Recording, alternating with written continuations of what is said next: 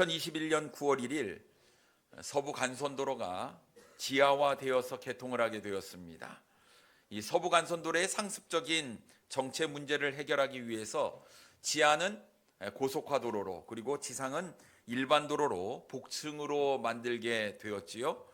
지하 구간은 소형차 전용으로 3m의 높이 제한을 두고 만들어졌습니다. 높이가 높은 차들은 이 지하 도로를 들어가서는 안 되는 것입니다. 그런데 경고가 있음에도 불구하고 이 사실을 제대로 알지 못한 사람들이 이 차를 몰고 이 지하화 도로로 들어갔다가 그만 천장에 끼는 그런 사고가 발생을 하게 되었지요. 개통한 지 한 달 만에 15건의 사고가, 이 끼는 사고가 일어났다고 합니다. 내 차는 통과할 수 있겠지 하는 생각으로 들어갔다가 끼고 말았는데요. 문제는 이 차를 어떻게 빼내느냐 하는 것이었습니다. 어떻게 빼낼까요? 끼었는데. 정답은 간단했습니다. 타이어의 바람을 빼고 빼내는 것이었죠. 근데 그것을 모르는 사람들이 억지로 차를 빼내려다가 꼼짝달싹 못하는 경우가 있었다고 합니다. 사람이 수영을 배울 때 제일 듣는 말이 몸에 힘을 빼라, 몸에 힘을 빼라, 몸을 그냥 물에 맡겨라 이렇게 이야기를 하지요. 저는 맥주병입니다. 물에 안 뜨더라고요.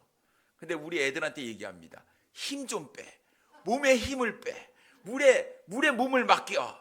자, 대자로 팔을 벌리고 그냥 탁 침대에 눕는 것처럼 누워. 그러면 물에 뜰 거야. 얘기는 잘하지요. 근데 이론과 실제는 분명히 다름을 보게 됩니다. 누가 모르겠습니까? 몸을 물에 맡기고 힘을 빼면 돼. 다 압니다만 안 되더라고요. 안 돼. 이게 쉽지가 않습니다. 이론과 실제는 차이가 있다라는 것입니다. 우리의 인생도 마찬가지입니다. 사람들은 잔뜩 자신의 어깨에 힘을 주고 살아가지요. 기가 죽으면 안 된다라고 이야기를 합니다. 그래서 사실은 그렇지 않은데 우리의 삶 가운데 허세가 가득한 경우를 종종 보게 됩니다. 사실은 있지도 않은데 마치 있는 것처럼 사는 것이죠.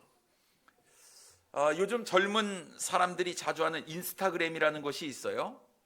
자신의 일상생활을 찍어서 올리고 사람들과 공유하는 것이지요. 그런데 이것의 부작용이 이만저만이 아니다라는 것이에요. 사람들이 올린 인스타그램 그 사진을 보면서 야, 저 사람 참 좋겠다, 멋진 인생을 사는구나, 왜 나는 저런 인생을 살지 못하지?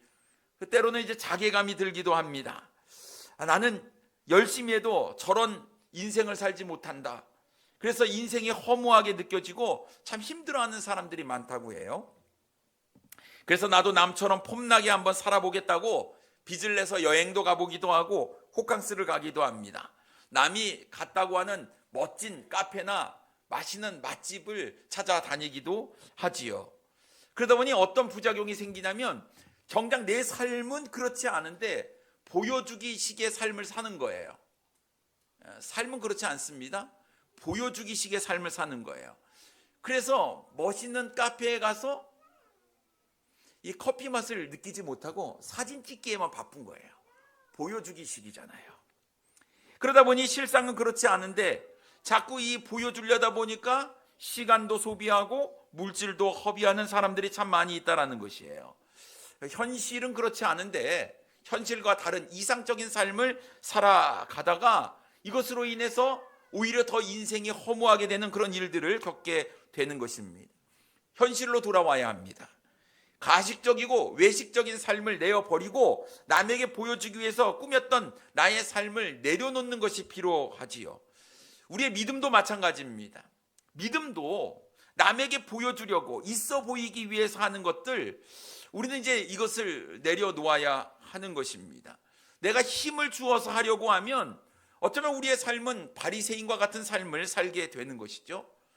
늘 남을 의식하는 겁니다. 남에게 보여주기의 식의 삶을 사는 거예요. 정작 우리의 믿음은 하나님을 향해야 하는데도 불구하고 그렇지 못하 보니까 외식적이게 되고 가식적인 신앙이 되어버린다라는 것이죠. 정작 있어야 될 참된 믿음은 사라지고 거짓과 허울뿐인 신앙생활을 하기가 쉽다라는 것입니다. 그래서 여러분, 좀 가식적이고 외식적인 허울적인 이 거짓된 이런 힘을 주고는 이런 믿음을 내려놓으시고 좀 주님 앞에 우리가 솔직하고 겸손한 마음으로 주님께 나아가기를 원합니다. 그래야 사실 하나님의 은혜와 축복을 누릴 수가 있다라는 것입니다. 내 힘으로 뭔가 해보려고 힘을 쓰다가 사실은 오히려 진퇴양난에 빠질 수 있습니다. 너무 잘 해보려고 하다가 문제가 더 엉키고 꼬일 수 있다라는 것이죠. 좀 힘 좀 빼시고 주님 앞에 솔직한 그런 마음으로 나아가시기 바랍니다. 우리가 기도할 때도요, 정말 하나님 나의 삶의 모든 것들을 다 아시니 좀 솔직한 마음으로 주님 앞에 진솔하게 나가는 마음이 필요하지요. 잔뜩 가식과 허영으로 가득 찬 이런 모습으로 주님께 나아가는 것은 좋지 않다 생각이 듭니다. 그래서 오늘 우리는 본문 말씀을 가지고 내 힘을 빼야 하나님의 능력을 경험할 수 있습니다라는 제목으로 함께 은혜를 나누기를 원합니다. 첫째로, 내 힘으로 하려고 해서는 안 된다라는 것입니다. 하나님의 인도하심 가운데 이스라엘 백성들이 애굽에서 나왔어요. 지금 홍해를 앞둔 상태에 있었습니다. 자, 이제 홍해 바다를 건너기만 하면 되는데 갑자기 자신을 뒤쫓아온 애굽의 군대를 보게 되었어요. 군대를 보자 하나님께서 애굽 땅에서 인도해 내주신 이 놀라운 은혜와 축복은 한순간에 사라지고 말았습니다. 그리고 무엇이 떠오릅니까? 두려움, 무서움이 엄습해 오기 시작했어요. 10절 말씀에 보면 바로가 가까이 올 때에 이스라엘 자손이 눈을 들어본 즉 애굽 사람들이 자기들 뒤에 이른지라 이스라엘 자손이 심히 두려워하여 여호와께 부르짖고라고 말씀하고 있어요. 그들이 심히 두려워했다, 성경은 이야기하고 있습니다. 여러분, 평생 400년 동안 종살이했던 그 애굽에 그 바로가 철병거를 이끌고 군대를 이끌고 뒤쫓아오는 것입니다. 얼마나 마음 가운데 두려움이 임했겠습니까? 근데 여러분, 왜 이런 두려움이 찾아왔습니까? 지금까지 자신을 인도해 주신 하나님을 보지 못했기 때문에 그렇습니다. 그리고 자신을 잡겠다고 뒤쫓아온 애굽의 군대를 보았기 때문이지요. 뿐만 아니라 자신의 지금 상황이 어떻습니까? 꼼짝달싹 할 수 없는 그런 사면 초가의 상황 가운데 있었습니다. 내가 뭔가 할 수 없는 그런 상황 가운데 이르게 되면 두려움이 찾아오지요. 할 수 있는 방법이 없다라는 것입니다. 그럴 때 이스라엘 백성들이 어떡합니까? 하나님께 부르짖기 시작했어요. 여러분, 문제가 생겼을 때, 나에게 두려움이 엄습했을 때 우리가 하나님을 찾는 것 아주 잘한 일입니다. 아주 잘한 일이에요. 여러분, 우리는 늘 하나님께 나아가 부르짖어야 합니다. 우리가 부르짖으면 하나님께서 우리의 삶 가운데에 응답하여 주시기 때문에 그렇습니다. 우리가 잘 아는 예레미야 33장 3절 말씀에 보면 너는 내게 부르짖으라 내가 내게 응답하겠고 내가 알지 못하는 크고 은밀한 일을 내게 보이리라 말씀하셨습니다. 그러니까 여러분, 부르짖으셔야 돼요. 여러분, 만약 인생 가운데 두려움이 있으십니까? 부르짖으십시오. 하나님께 나아가 부르짖어야 합니다. 안 하시겠다고요? 하시겠습니까? 그런데 이스라엘 백성이 부르짖음이 좀 이상하지 않습니까? 그들의 부르짖음이요, 기도의 소리가 아니었다라는 거예요. 이스라엘 백성들이 모세에게 그리고 하나님에게 원망의 소리를 높였다라는 것입니다. 원망의 소리를 부르짖었다라는 거예요. 11절과 12절 말씀에 보면 그들이 또 모세에게 이르되 애굽에 매장지가 없어서 당신이 우리를 이끌어내어 이 광야에서 죽게 하느냐? 어찌하여 당신이 우리를 애굽에서 이끌어내어 우리에게 이같이 하느냐? 우리가 애굽에서 당신에게 이른 말이 이것이 아니냐? 이르기를 우리를 내버려 두라. 우리가 애굽 사람을 섬길 것이라 하지 아니하더냐? 애굽 사람을 섬기는 것이 광야에서 죽는 것보다 낫겠노라라고 말씀하고 있습니다. 내가 이렇게 죽을 줄 알았다면 괜히 나왔다라는 거예요. 그냥 애굽에서 있을 걸. 왜 우리를 이끌어내서 그렇게. 그런데 누가 지금 애굽에서 부르짖었습니까? 이스라엘 백성들이 부르짖었잖아요. 그래 하나님께서 모세라는 지도자를 통해서 이스라엘 백성들을 이끌어내는 것 아니겠습니까? 그런데 지금 사방이 막힌 상태였어요. 아픈 바다였어요. 뒤에는 애굽의 군대가 쫓아오고요.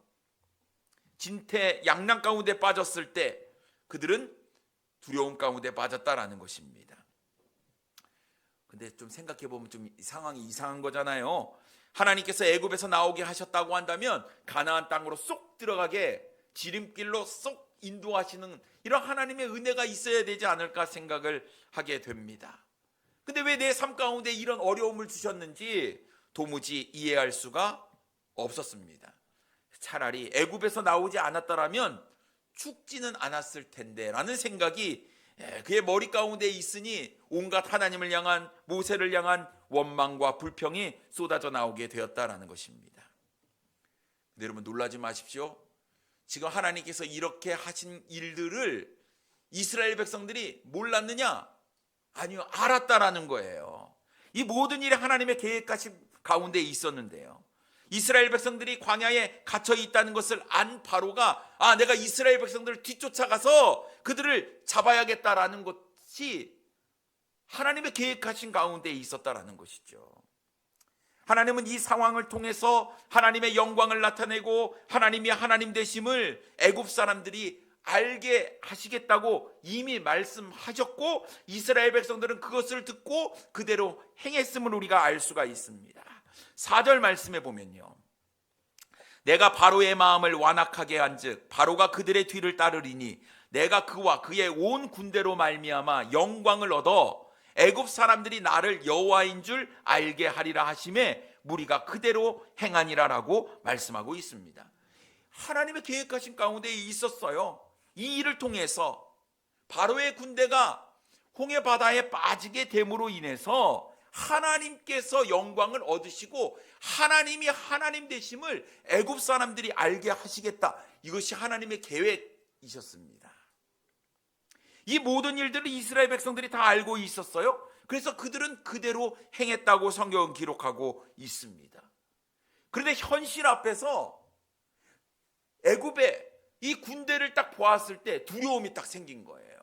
하나님의 계획하심, 하나님의 말씀 잊어버렸다라는 사실입니다. 그래서 어떡합니까? 자신의 힘을 쏟는데 하나님을 원망하고 불평하는데 자신의 힘을 쏟고 있었다라는 것이에요. 그렇다고 해서 문제가 해결되는 것도 아닌데 말입니다. 그렇다고 한다면 사랑하는 성도님 여러분, 우리의 삶을 한번 돌아보시기 바랍니다. 내가 내 힘으로 무엇인가 해보려고 하고 있는 것은 아니냐 하는 것이죠. 내가 힘을 쓰지 않아야 할 때 오히려 내 힘을 쓰고 있는 것은 아니냐 하는 것입니다. 내가 힘을 쓴다고 해서 문제가 해결되는 것도 아닌데 내가 잘못된 곳에 힘을 쓰고 있는 것은 아니냐 하는 것이죠. 여러분, 우리의 삶을 누구보다도 잘 아시는 분은 우리 하나님이십니다. 그러면 우리가 우리의 힘으로 하려고 하는 것이 아니라 하나님의 말씀대로, 하나님의 뜻대로 우리가 순종하는 삶을 살아야 되는 것이죠. 전폭적으로 우리가 내 삶을 하나님께 맡겨야 한다라는 것입니다. 그러려면 힘을 더 주는 것이 아니라 오히려 힘을 빼야 하는 것이죠. 힘을 빼야 하는데 힘을 더 주니까 삶의 밸런스가 무너지는 것입니다. 힘을 써도 내 힘으로 안 되니까 낙심하게 되는 것이에요. 내가 힘을 써도 안 된다고 절대로 하나님을 원망하지 마시기 바랍니다. 오히려 하나님을 원망할 힘이 있다고 한다면 그 힘으로 더 하나님께 나아가 기도하시고 간구하시는 우리 사랑하는 성도님들 되기를 원합니다. 어떻게 해요? 겟세마네 동산에서 피땀 흘려 기도하신 우리 예수님의 모습처럼 우리가 그 에너지를 가지고 정말 하나님께 나아가 부르짖는 그런 삶의 모습들이 우리에게 있어야 되는 것이죠. 그래서 여러분, 힘 빼시기 바랍니다. 어려운 일을 당하면 우리는 이렇게 이야기합니다. 힘내십시오. 잘 될 겁니다. 힘내십시오. 근데 사실 힘을 낼 힘이 없어요. 그럴 때 그래, 내가 힘이 없으니 오히려 힘을 더 주려고 하지 말고 오히려 힘을 다 빼고 모든 것을 다 주님께 맡기는 거예요. 아무것도 염려하지 말고. 오직 모든 일에 기도와 간구로 하나님께 아뢰야 되는 것이죠. 그래서 여러분, 힘들 때, 너무 힘들고 지칠 때 힘 주려고 하지 말고 힘 빼시고 전폭적으로 하나님께 맡기시는 우리 사랑하는 손님들 되기를 원합니다. 그래서 두 번째로 우리가 나누어야 될 것이 바로 내 힘을 빼고 하나님께 맡겨야 한다라는 것입니다. 오늘 본문 13절과 14절 말씀에 보면 반복해서 등장하는 단어가 있습니다. 제가 한번 읽어보겠습니다. 모세가 백성에게 이르되 너희는 두려워하지 말고 가만히 서서 여호와께서 오늘 너희를 위하여 행하시는 구원을 보라. 너희가 오늘 본 애굽 사람을 영원히 다시 보지 아니하리라. 여호와께서 너희를 위하여 싸우시리니 너희는 가만히 있을지니라. 아멘. 여기서 반복되는 단어가 있어요. 가만히라는 단어입니다. 가만히. 13절에 가만히 서서라고 말씀하고 있고요, 14절에는 가만히 있을지니라라고 말씀하고 있습니다. 무엇인가 이스라엘 백성들에게 하지 말라고 이야기하는 거예요. 제발 나서지 말고 호들갑 떨지 말고, 왜냐하면 그렇게 한다고 해서 문제가 해결되는 것 아니기 때문에 그렇습니다. 지금 이스라엘 백성들 앞에 홍해가 펼쳐져 있어요. 그 홍해를 내 힘으로 건널 수 있습니까? 없지요. 내가 홍해를 헤엄쳐 건너겠다고 나섰다가는 아마 물에 빠져 죽을 거예요. 왜? 저처럼 몸에 힘 주니까. 그렇다고 한다면 내 뒤에 있는 애굽의 군대, 이 철병거 무너뜨릴 능력이 나에게 있습니까? 없어요. 그렇다면 내가 원망하고 불평한다고 해서 문제가 해결될까요? 안 되잖아요. 어떻게 해야 되냐? 하나님 의지해야 되는 겁니다. 온전히 하나님 믿고 나아가야 하는 것입니다. 하나님께서 내 생각과 내 의지를 뛰어넘고 내가 상상할 수 없는 방법으로 길을 열어 두셨는데, 오히려 내가 내 힘으로 하려다가 일을 그르칠 수 있다라는 것이죠. 힘을 빼야 되는 거예요.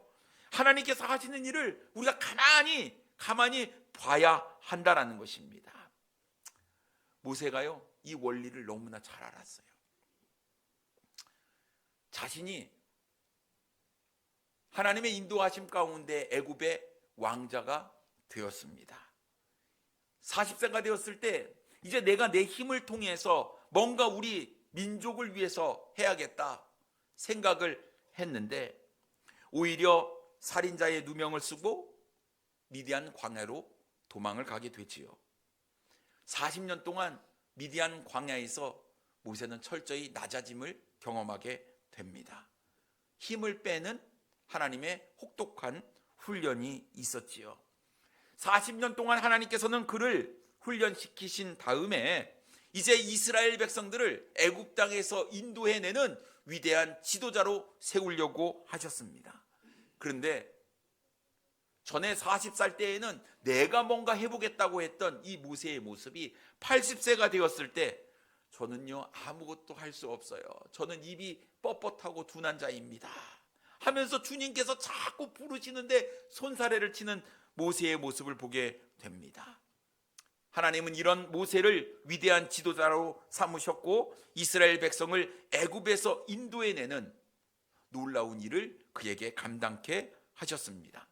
사랑하는 손님 여러분, 우리는 내가 뭔가 할 수 있다 이런 생각을 좀 내려놓으시고요, 우리의 어깨에 힘을 좀 빼고 내가 힘을 준다고 해서 내가 할 수 있는 일이 아니다라는 것을 우리가 깨닫고 내 남아있는 힘을 오히려 하나님께 쏟는 우리 사랑하는 성도님들이 되기를 원합니다. 여러분, 예수님께서 부르신 마지막 사도, 만삭되지 못하여 난 자 같은 이 사도 바울, 주님으로부터 놀랍게 쓰임 받았습니다. 사도 바울처럼 똑똑하고 지혜로운 사람이 없었습니다. 그의 배경을 보면 입이 딱 벌어질 정도의 놀라운 스펙이 그에게 있었지요. 어느 누구도 이 사도 바울 앞에서 자신의 명함을 내는 것 쉽지 않을 것 같습니다. 그는 바리새인 중에 바리새인이었어요. 율법으로는 흠이 없는 사람이었습니다. 당대 최고의 학파이었던 이 가말리엘 문화의 그 밑에서 공부한 사람이 바로 이 사도 바울이었지요. 그런데 또 출신은 얼마나 좋습니까? 그는 날 때부터 로마의 시민권을 가지고 있었던 사람이었습니다. 그런데 이 사도 바울이요, 자신이 가진 이 놀라운 스펙 때문에 주님으로부터 쓰임을 받은 것이 아니었다라는 것이에요. 여러분, 오히려 그가 가진 이러한 스펙을 하나님 앞에서 온전히 내려놓았을 때 그가 위대하게 쓰임을 받았다고 성경은 기록하고 있습니다. 빌립보서 3장 7절과 8절 말씀에 보면, 그러나 무엇이든지 내게 유익하던 것을 내가 그리스도를 위하여 다 해로 여길 뿐더러 또한 모든 것을 해로 여김은 내 주 그리스도 예수를 아는 지식이 가장 고상하기 때문이라. 내가 그를 위하여 모든 것을 잃어버리고 배설물로 여김은 그리스도를 얻고라고 말씀하고 있습니다. 사랑하는 손님 여러분, 하나님의 일하심을 내 삶 가운데 경험하기를 원하십니까? 원리는 분명합니다. 내게 유익하다고 생각했던 세상적인 것들을 내려놓아야 되는 거예요. 그것을 내려놓아야 그리스도를 온전히 얻을 수가 있기 때문에 그렇습니다. 내게 유익하던 세상적인 것들, 이것을 배설물로 여길 때 그리스도의 능력이 내 삶 가운데 나타날 수 있다고 사도 바울은 고백하고 있는 것입니다. 우리 안엔 두 가지 마음이 공존하고 있습니다. 내 자아, 그리고 구원받은 사람은 내 안에 성령께서 계시지요. 우리 안에 무엇이 충만하느냐에 따라서 우리의 삶의 모습들이 달라지게 되는 것입니다. 여러분, 자아 충만한 삶을 사시겠습니까? 아니면 성령 충만한 삶을 사시겠습니까? 우리가 하나님의 인도하심대로 따라가려면 우리의 삶이 성령 충만한 삶을 살아야 하는 것이지요. 그렇다고 한다면 사랑하는 손님 여러분, 여러분은 지금 무엇을 의지하고 있습니까? 혹시 내가 가진 스펙, 그것을 의지하고 있는 것은 아닙니까? 더 많은 스펙을 쌓기 위해서 여러분의 인생을 투자하고 있는 것은 아닙니까? 근데 여러분, 그것이 우리의 인생을 보장해 주지 않는다라는 것이죠. 내려놓을 것은 내려놓아야 하나님께서 일하신다라는 사실이에요. 사도 바울은 육체의 가시를 가지고 있었습니다. 내 삶 가운데 이거 없애게 해달라고 무려 주님께 3번이나 간구했지만 주님의 대답은 한결같았습니다. 내 은혜가 내게 족하다. 고린도후서 12장 9절과 10절 말씀에 보면 나에게 이르시기를 내 은혜가 내게 족하도다. 이는 내 능력이 약한 데서 온전하여짐이라 하신지라. 그러므로 도리어 크게 기뻐함으로 나의 여러 약한 것들에 대하여 자랑하리니 이는 그리스도의 능력이 내게 머물게 하려 함이라. 그러므로 내가 그리스도를 위하여 약한 것들과 능욕과 궁핍과 박해와 곤고를 기뻐하노니 이는 내가 약한 그때의 강함이라 라고 말씀하고 있습니다. 내 은혜가 내게 족하다. 이 말의 뜻은요, 주님의 능력은 우리의 약한 데서 온전해지기 때문이다 라는 것이지요. 여러분, 내 생각대로 하려고 하면, 내 힘으로 하려고 하면 주님의 능력이 나타날 수가 없어요. 주님의 능력이 나타나기 위해서는 내 힘을 빼야 하는 것입니다.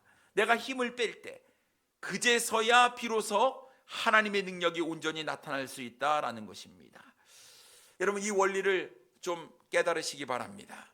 내가 약한 그때가 곧 강함이라는 이 놀라운 사실을 경험해야 될 줄 믿습니다.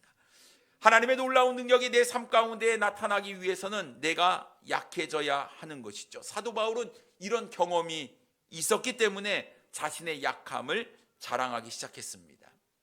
더 이상 사도 바울의 이야기를 보면요, 내가 이런 얘기가 아니라 주께서, 주님이 이런 단어로 가득 차 있음을 우리가 보게 되는 것입니다.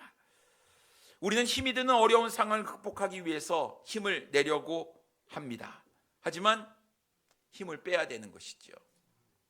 아파서 병원에 갑니다. 그러면 간호사가 엉덩이 주사를 맞아야 된다는 거예요.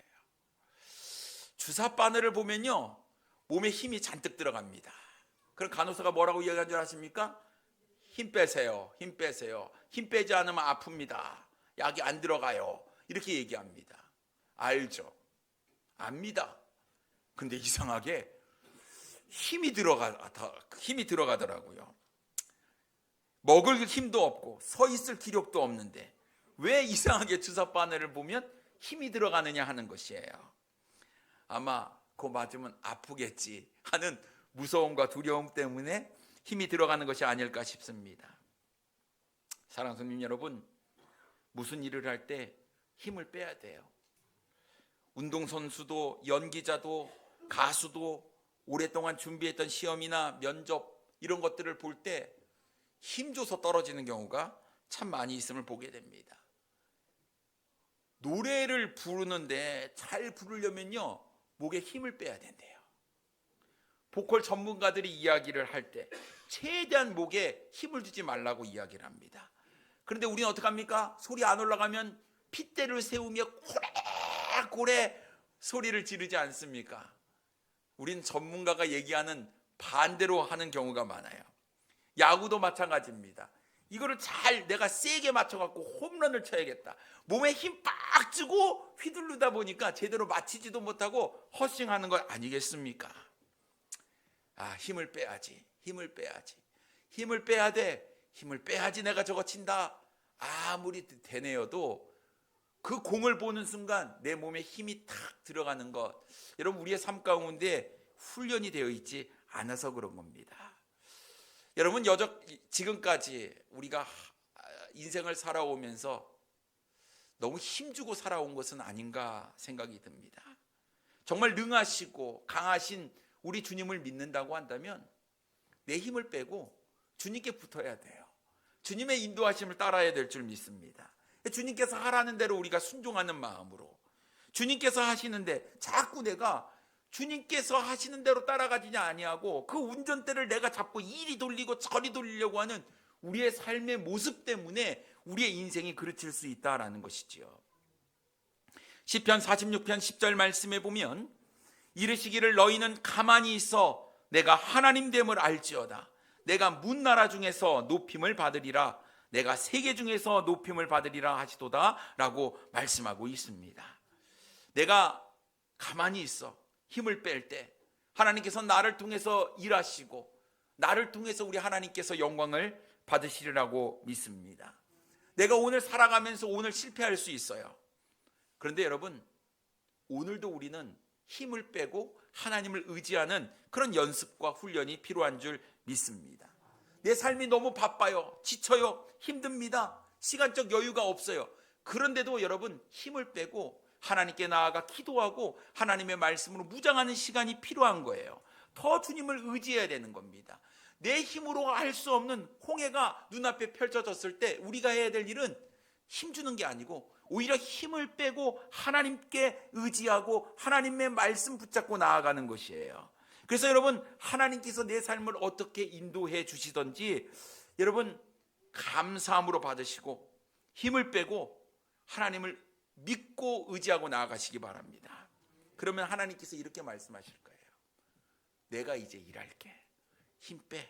좀 쉬고 있어. 가만히 있어. 내가 하는 놀라운 역사를 너가 좀 지켜봐라. 가만히 있으라. 우리 주님께서 말씀하시리라고 믿습니다. 사랑하는 성님 여러분, 힘주지 마시고 힘 좀 빼시고 하나님의 말씀을 더 귀담아 들으시고 하나님을 의지하시는 우리 사랑하는 성도님들 되기를 원합니다. 그럴 때 하나님의 놀라운 능력이 우리의 삶 가운데 나타나리라고 믿습니다. 주님의 능력으로 주님 의지하시면서 살아가시는 우리 사랑하는 성도님들 되기를 원합니다. 기도하겠습니다.